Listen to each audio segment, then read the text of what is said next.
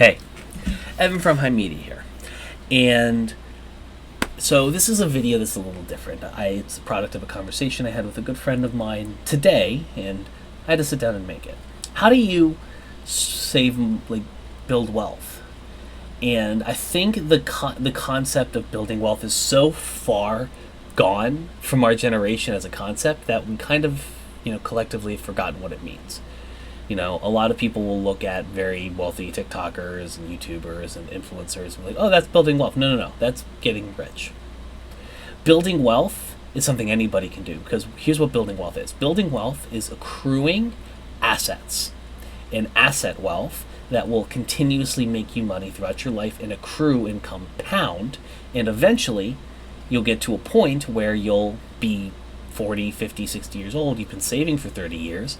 And when you hit your late 60s, early 70s, you can retire and live out the rest of your life in relative comfort because you've stashed away money every month after every paycheck. Now, obviously, I'm not a financial advisor, disclaimer here, but I want to share with you, some tools to diversify yourself a little bit that I use. These are things that I use, and I do think they're valuable, But I do, before we get started on that, if you want to skip over this general warning stuff, which I encourage you not to do, you can go to the time card there, and time code is down in the description as well if you just don't give a shit. Here's the important thing, so you got to understand. You will not get wealthy in the short term doing these. Second, the reason why I'm suggesting these options, even though they might not be the most ideal for, in terms of compared to other things like a Charles Schwab automated investing account, is because things like that and, programs like that require large amounts of liquidity, meaning a large bag of money to give them to even entertain the idea of opening that. This is something you can do, when you're broke. If you can swing $30 a month, $20 a month to put into each one of these things individually, out of that 20, then you're making some progress. It's better to put something in there than nothing, and eventually the money will work for you with time. None of these companies are paying me. I have invite links I'm going to put in the description, so if you have any interest in signing up for any of these things, might help the channel out a little bit, help your boy out a little bit. Now, on to the video proper. Crypto. The reason why I'm suggesting Coinbase is because Coinbase offers flat APYs on multiple different types of cryptocurrencies now. And depending on how much you're holding, they even deposit your earnings to you daily. So that's something to consider. I literally get 6 cents a day from my Algorand earnings. It's not super great, but it's pretty damn awesome in my personal opinion. The second thing I want to talk to you is Fundrise. Fundrise is a really interesting platform that does crowd-sourced developments, and you can put a minimum of $10 in here. There are fees with this, but thankfully the average return you would get from this, the lowest is 2%, the highest is 7%, but the most amount of fees you'll pay is about 1% of your portfolio. And for something that is supposed to be a minimum 5-year investment, that's not a bad idea. Something I'd consider heavily. Now, this is the auto investing tool from Sofi. It basically makes trades to different ETFs, and these ETFs pay dividends. And they're relatively consistent. They go up, they go down, they go up, they go down. But the fact of the matter is over time, the money you get will accrue.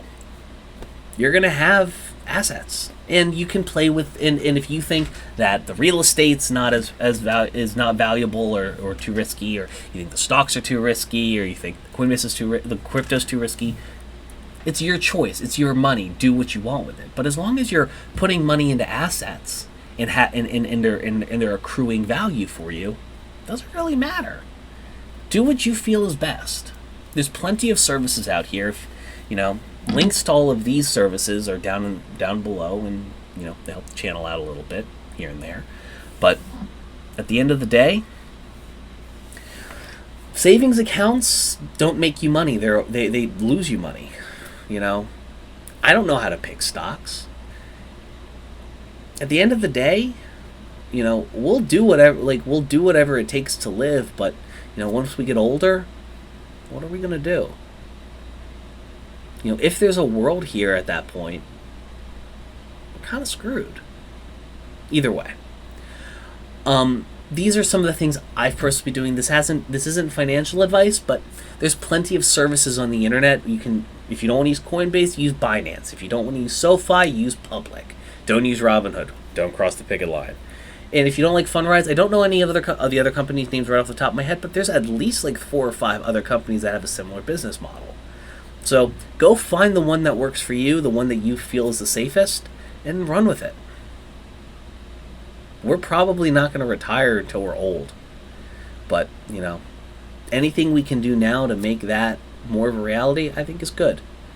And again, these tools I think are really, really good simply for the fact that at the end of the day, there's no minimum, with the exception of Fundrise, there's really no minimum amount of money you need to put in to start building wealth.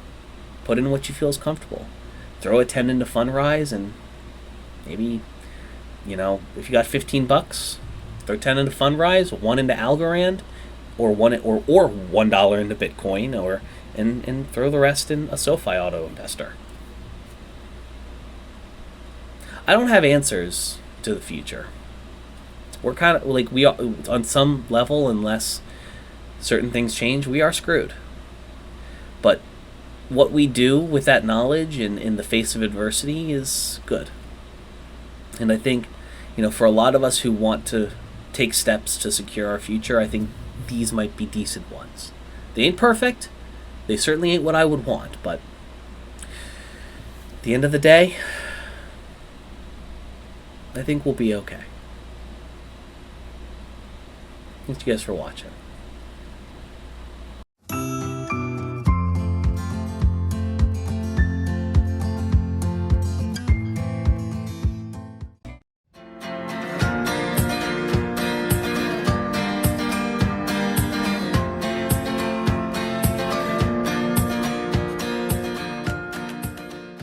Poggers.